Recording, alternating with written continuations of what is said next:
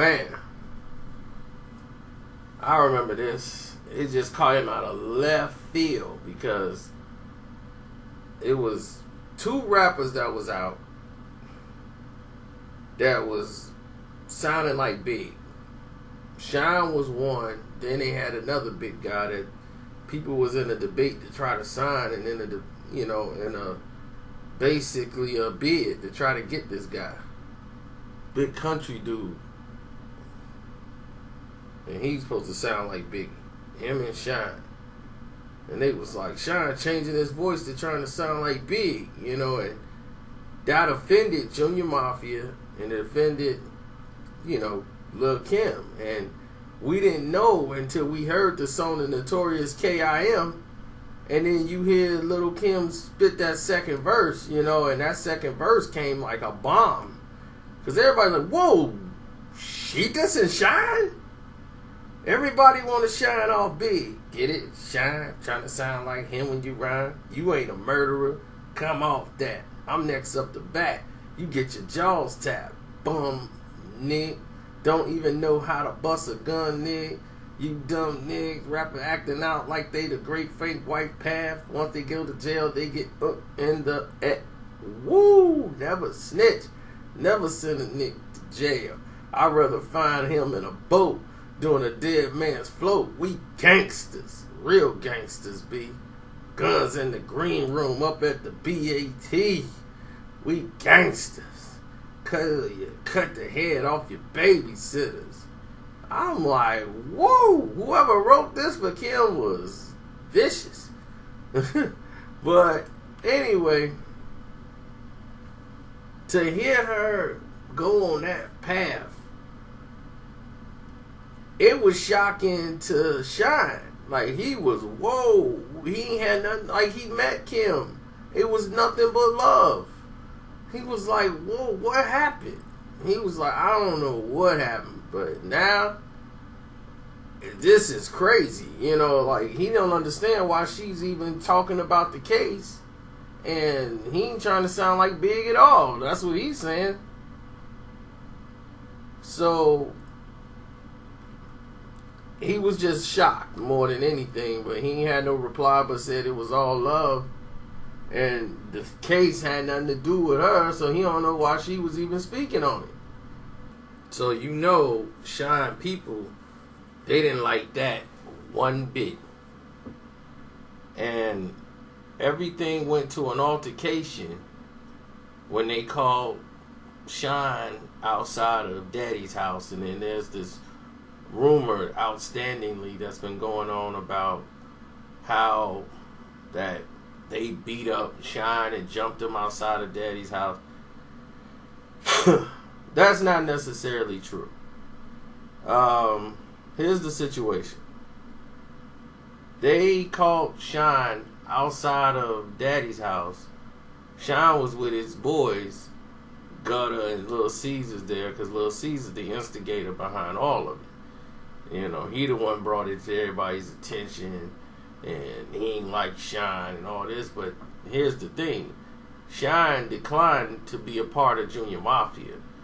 They were saying how Shyne should be in their group and do this and that, but he's like, nah, I don't want to be a part of Junior Mafia. This when he first got there.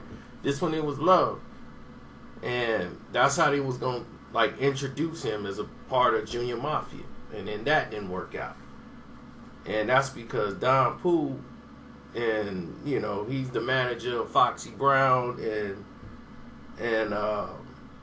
Shyne. So with those two together, it was gonna be a hard fix to try to put him in Junior Mafia and everything else. And they was like, we don't think that's a good move. But it was no love loss. Everything was everything. Then rumor has it that Shyne wrote Foxy Brown's second album.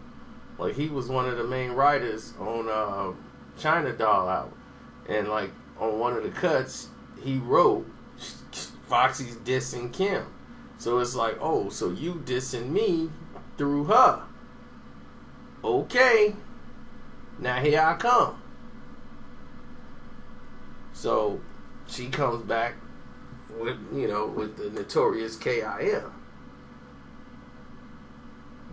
So that's why he was like, I'm acting surprised, because it was a big melee behind it. There's a lot of street stuff that went on after this fact, once the song was out, because now he's got this case and he can't really be doing too much. And then Shyne got into it with a guy in the club beforehand. There was another fight.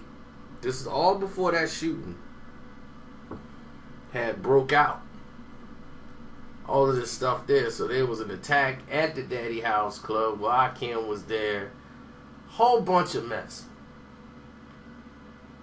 But in the end result, it all came down to the people in the streets from Junior Mafia going at it with some of Shyne's people.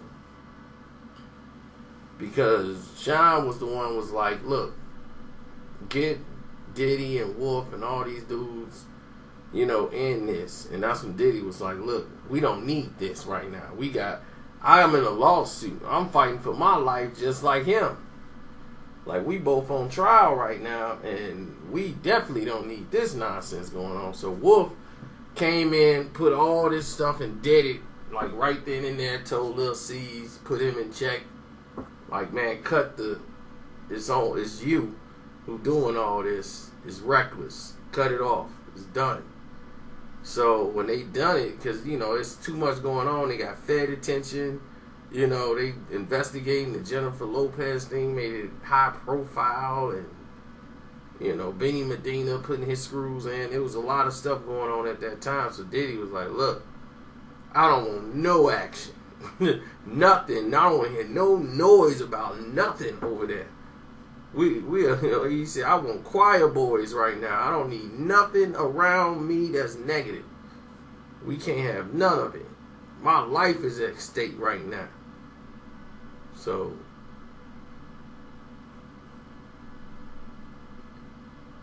everybody chilled out.